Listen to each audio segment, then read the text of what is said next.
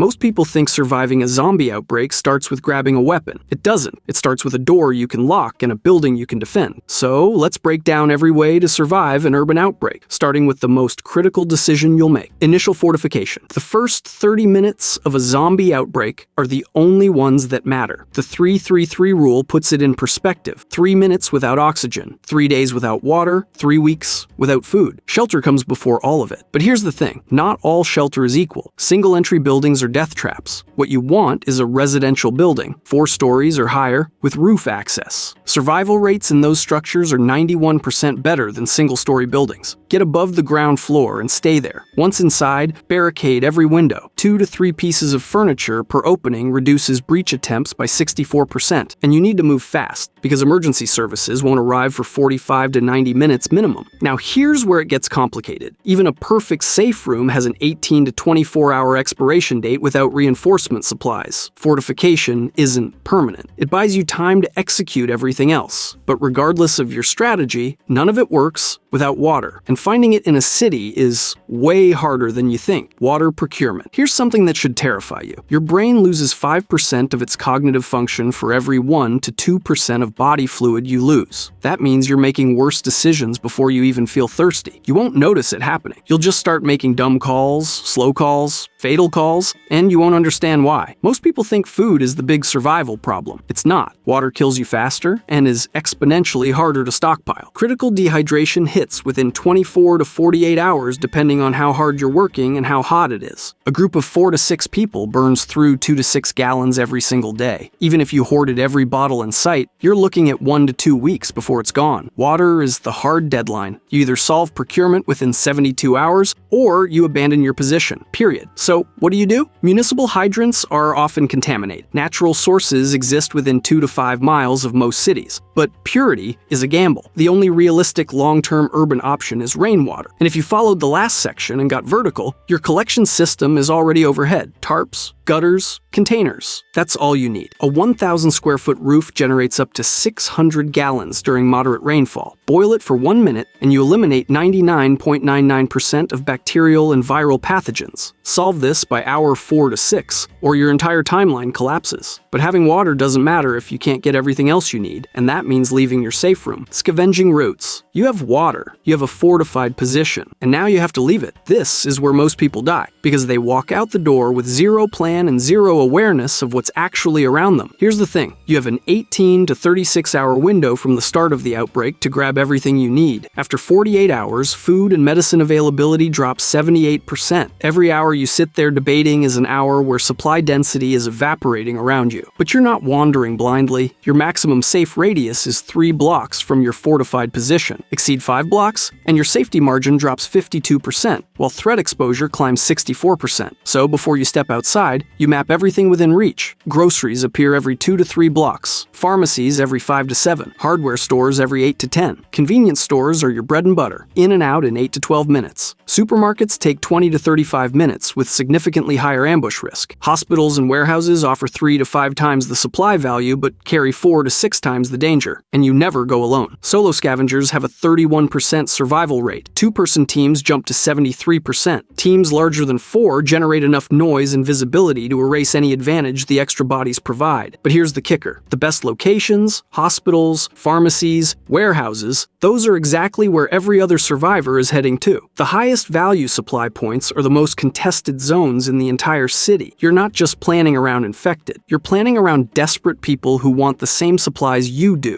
And if you think navigating streets is dangerous, wait until you learn why the smartest survivors stop thinking horizontally altogether. Vertical displacement. Barricading a door is survival. Climbing a building is strategy, and there's a massive difference between the two. Here's the thing about infected movement that changes everything. Muscle atrophy and coordination loss absolutely destroy their ability to climb stairs. 89% of outbreak scenarios involve infected that can barely handle a single flight without stumbling, falling, or stopping entirely. Their legs don't work right. Their balance is gone. Stairs become a natural filter that eliminates the vast majority of threats before they ever reach you. So you go up, way up. A rooftop gives you 360-degree visual range, reducing close proximity encounters by 76%, and sound works in your favor too. Every time you double your distance from the ground, noise drops by 6 decibels. Upper floors aren't just physically safer, they're acoustically invisible. But here's where it gets really interesting. The advantage is completely asymmetrical. Infected can stumble upstairs to reach you, sure, but they cannot pursue you down a rope. The second you control a descent line, you hold an exit they literally cannot follow. You decide when you leave and how. They get zero say in it. Before you start celebrating, hear me out. A rooftop without a pre-planned exit route isn't a fortress. It's an elevated coffin. Untrained people attempting emergency descent from heights over 20 feet have a 34% injury rate. Broken ankles, shattered wrists, worse. You need the exit strategy before you need the height. The sweet spot is buildings 50 feet or higher, roughly 4 to 5 stories minimum. Enough altitude for visual dominance, enough height to make your rope the only way down. This isn't about hiding on a roof and praying. It's about controlling the geometry of your entire situation. But controlling space only matters if you can move through it quietly. And that means rethinking every weapon you thought you needed. Silent weaponry. Here's the take nobody wants to hear. Your gun is a dinner bell. A single gunshot produces 140 to 170 decibels. That sound carries 1 to 3 miles in open terrain. In a city, it bounces off every concrete surface and funnels down every street like a megaphone. Every round you fire increases the probability of nearby infected becoming aware of your position by 23 to 31%. Pull the trigger 3 times, and you've essentially sent out invitations to everything within a mile radius. Congratulations! You just traded 1 dead zombie for 20 live ones sprinting toward your location. Now, compare that to a crowbar. A spiked melee weapon at point of impact produces roughly 60 to 75 decibels. That's the volume of a normal conversation. You could cave in a skull and the infected around the corner wouldn't even flinch. But it goes deeper than just noise. Crowbars, machetes, and polearms require 40 to 60% less physical conditioning than sustained firearm use. They don't jam, they don't misfire. And here's the kicker, they never run out of ammunition. In active defense scenarios, firearm ammunition depletes within 48 to 72 hours. A crowbar works on day 1 and day 100. That said, melee isn't magic. Effectiveness drops roughly 15% for every 8 or more hours of continuous use without rest. Fatigue destroys your grip, slows your swing, and makes you sloppy. Rest discipline matters just as much as weapon choice. The core principle is simple. 1 silent kill that draws 0 attention is tactically superior to 3 gunshots that attract a horde. Firearms have a role in emergencies and distance threats, but they are not your primary tool. They're your last resort. Speaking of long-term thinking, killing zombies quietly means nothing if you starve to death 3 weeks in long-term food storage. Let's do some math that nobody wants to do. A single person in survival mode burns through 1,200 to 1,500 calories a day just sitting still. The second you start scavenging, moving supplies, or reinforcing walls, that jumps to 2,000 to 2,500. Now, multiply that by a group of 4 people. You're looking at 4,800 to 10, 0 calories every single day. That number gets real fast. And not all food is created equal. Canned goods give you 240 to 350 calories per can with a shelf life of 5 to 10 years. Dried grains hit 1,650 calories per pound and last 3 to 7 years. Nuts and seeds are the caloric kings at 2,400 to 2,800 calories per pound. Freeze-dried meals, 15 to 25 years of shelf life. The hierarchy matters because space is limited and every pound you store needs to earn its place. But here's where it gets complicated. Calories alone won't save you. Surviving on carbohydrates without protein or fat causes a 23 to 31% performance drop within 2 to 3 weeks. Your group gets slower, weaker, and more irritable. It looks like morale collapse. It's actually malnutrition. Balanced intake keeps people functional for 6 months or longer. Carb-only diets create a slow decline that kills you before you realize what's happening. Groups with less than a 2-week supply have to scavenge constantly, compounding every risk we already covered. Groups with 30-plus days of stockpiled food cut scavenging trips by 67%. The honest truth is, most urban survivors won't starve because the city ran out of food. They'll starve because they couldn't safely get to it. Stockpiling isn't exciting. It's the strategy that makes every other strategy less dangerous. But all the food in the world won't matter if a single infected scratch goes untreated. Medical triage. Here's something nobody wants to hear. You're more likely to die from an infected cut than from an actual zombie. Seriously, 34% of survivors develop severe infections within 48 to 72 hours without medical intervention, and 12% of those cases become fatal by day 5. Not from bites, not from combat, from a dirty laceration that nobody bothered to clean properly, and that changes everything about how you prioritize. Triage isn't complicated, but you need to learn the categories before panic sets in. Arterial bleeding and severe trauma require immediate attention, and that accounts for about 8 to 10% of injuries you'll actually see. Deep lacerations and moderate fractures make up 40 to 45%, and those get delayed attention. Minor wounds, the scrapes and bruises, account for 45 to 52%. Knowing which category you're dealing with in real time is the difference between a functional response and watching someone bleed out while you fumble through a first aid kit. Now here's where it gets practical. 3 items matter more than any weapon in your inventory. Antibiotics eliminate 78% of life-threatening wound infections. Tourniquets prevent 89% of exsanguination deaths. Sutures and medical tape enable 91% of moderate wound closures. That's it. Those 3 things keep your group alive longer than any barricade or blade, because untreated injuries don't just hurt. They drain your group on a timer. 0 to 24 hours, a wounded survivor is still functional. 24 to 72 hours, they're operating at a 34% performance loss. Past 72 hours, they're non-functional. That degradation accelerates exactly when resources are thinnest. The fix? Basic first aid training. Groups with even 1 trained member reduce mortality by 41%. The training takes 6 to 8 hours, and statistically saves 2 to 3 lives per trained individual. That is the single highest return on time investment in this entire guide. But keeping your people alive means nothing if you can't coordinate with them, which is why communication infrastructure matters more than most people realize. Radio communication. Knowing what's happening outside your walls changes literally every decision you make. Whether the outbreak is contained or spreading, whether there's a military response or total collapse, whether the next neighborhood over is clear or overrun. That single piece of information determines if you're hunkering down for 3 days or 3 months. And the only way to get it is radio. Here's the thing, most people massively overestimate what their equipment can actually do. Your standard walkie-talkie covers maybe a quarter mile to 2 miles, depending on terrain and transmitter power. That's it. You're not reaching across the city with a pair of Motorola's from the sporting goods store. AM and FM broadcasts, on the other hand, reach 30 to 50 plus miles, which means your best move early on is listening, not talking. Monitor everything. Outbreak containment status first, resource location second, threat concentrations third, any sign of organized rescue fourth. That hierarchy matters. But here's where it gets complicated. Communication with allied groups reduces team casualties by 47% and improves coordination by 61%. Those numbers are massive. The problem? Every single transmission you send increases your detection risk by 23%. You have zero way of knowing who else is listening. Radio silence protocols improve position security by 34%, but they also mean you're operating blind. And then there's the battery problem. Standard walkie-talkies burn through as in 8 to 12 hours of continuous use. Hand crank radios solve that indefinitely, but they require 2 to 3 minutes of cranking per 10 minutes of use. And cranking makes noise. So even your backup plan has a cost. This is the paradox nobody talks about. The act of reaching out for help is the same act that puts a target on your position. Every broadcast is an advertisement to anyone within range, friendly or otherwise. You need information to survive, but gathering it might be what gets you killed. But if you think managing your radio is unglamorous, wait until you hear about the thing that actually kills more long-term survivors than the infected themselves. Waste management. This is the section nobody wants to think about, and it's the one most likely to kill you. Here's the reality. A group of 4 people generates 8 to 12 pounds of solid waste and roughly 1 to 2 gallons of liquid waste every single day. Without a disposal system, that waste attracts insects and rodents within hours. Visible decomposition starts within a couple of days. And by day 3 to 5, you're living inside an active disease vector. Your fortified position, the one you spent days building and defending, becomes a bacterial incubator. The science here is genuinely alarming. Pathogenic bacteria multiply exponentially in warm, confined spaces. Fecal matter left in shared living areas introduces E. coli, salmonella, and a dozen other organisms that spread through contact, contaminated surfaces, and even the air. You survived the zombies outside just to poison yourself inside. So let's talk disposal protocols. Buried waste, at least 200 feet from any water source and 6 to 8 inches deep, is your baseline standard. That's the same depth wilderness survival guidelines guidelines recommend for cat holes. And it works because soil bacteria actively break down waste at that level. Sealed chemical containment, think drums or improvised chemical toilets, is your next best option, isolating pathogens from your living space entirely. Open disposal, basically, guarantees someone in your group gets sick. And when someone does get sick, everything falls apart. Dysentery and cholera thrive in exactly these conditions. And historically, they've killed far more people in sieges and refugee camps than combat ever did. A single group member down with preventable illness means slower scavenging runs, weaker defenses, worse decision-making. Every single section in this guide becomes harder to execute when half your team can't stand up straight. Poor sanitation kills more long-term survivors than direct zombie encounters. This isn't a comfort issue. It's a tactical one. But if you think disease from the inside is bad, wait until your defenses fail from the outside. Breached defense recovery. Here's a number that should terrify you. 73% of fortified positions that experience a single breach collapse entirely within 4 to 6 hours. Not multiple breaches, not a coordinated assault, one failure point, and nearly 3 out of 4 groups lose everything. But here's what nobody talks about. Most deaths in a breached position don't happen during the actual breach. They happen during the panicked evacuation immediately after. People lose all systematic procedure the second a wall comes down or a door gives way. They scatter. They forget the plan. They trample each other trying to reach exits that were never properly mapped. The breach doesn't kill them. Their own reaction does. And that's why the last stand fantasy is so dangerous. Standing your ground sounds heroic. The math says otherwise. Every 5 minutes you delay evacuation past the critical window increases mortality by 34%. Your decision window after a major breach is 8 to 15 minutes maximum before the structure becomes completely untenable. That's it. Heroism doesn't buy you extra time. So what actually works? Pre-positioned secondary barriers. Stacked furniture, reinforced internal doors, pressure-sealed rooms, all set up as part of your original fortification plan. These reduce breach severity by 58%, but the critical word is pre-position. You cannot build these during a breach. They have to exist before the crisis hits. You also need a minimum of 4 people for effective breach response. 1 reinforcing the breach point, 1 redirecting incoming threats, 1 managing casualties, 1 preparing evacuation logistics. Groups smaller than 4 simply cannot execute all 4 roles simultaneously. Successful recovery within the first 8 minutes of breach detection increases your defensive viability by 41 to 47%. The plan has to exist before the breach, not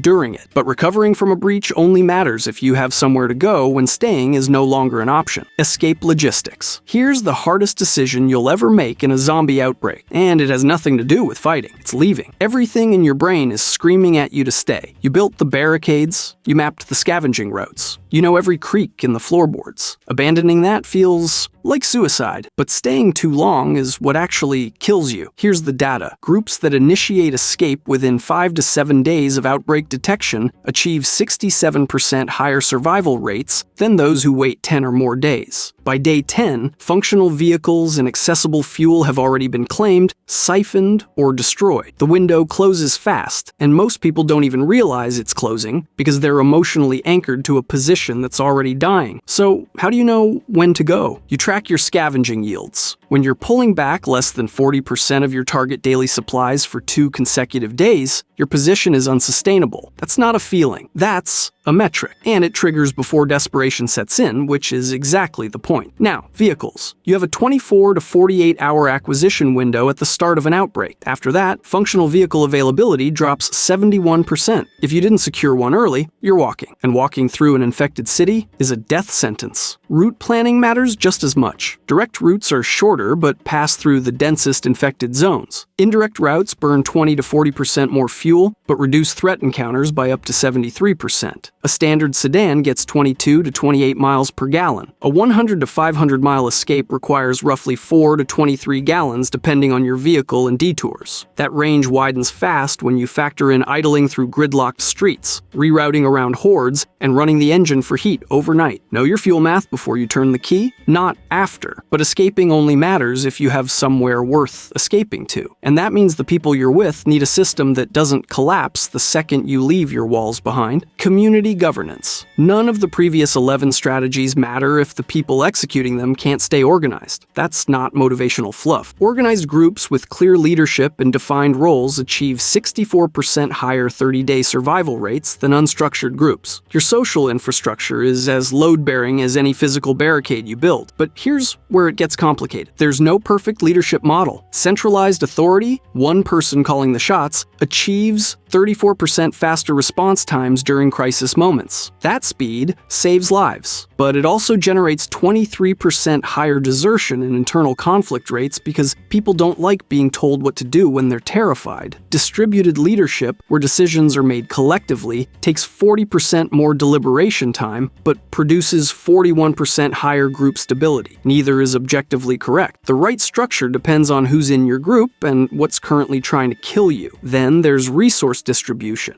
and this is where groups actually fracture. Equal rations generate 78% higher cohesion. Everyone eats the same, everyone feels valued. But equal distribution is 34% slower at responding to individual medical needs because resources aren't prioritized by urgency. Merit-based allocation improves individual performance by 28%, but absolutely destroys cohesion, reducing it by 52%. The tension between fairness and efficiency isn't theoretical. It breaks real groups apart. Optimal group size for urban survival sits at 6 to 10 people. Below 3 or 4, your risk tolerance becomes unsustainably high. Every scavenging run, every watch shift, every breach recovery demands more than you have. Above 15 to 20, supply pressure creates internal conflict faster than external threats do. Admitting new survivors beyond your optimal size without a governance framework to manage it is how stable groups implode. And the single most critical thing you can establish? Succession protocol. 67% of groups that lose their leader without a pre-established chain of command fragment or enter civil conflict within 6 to 12 hours. Not days, hours. The group that survives a zombie outbreak isn't the strongest or the best armed. It's the group with the clearest internal structure and the most resilient decision-making system. Every single strategy in this video, the fortifications, the scavenging, the medical triage, the escape plans, all of it depends on the people executing it, staying organized enough to actually execute it. If you enjoyed this video and want to see everything people get wrong about prepping for a zombie apocalypse, click the video on the screen now.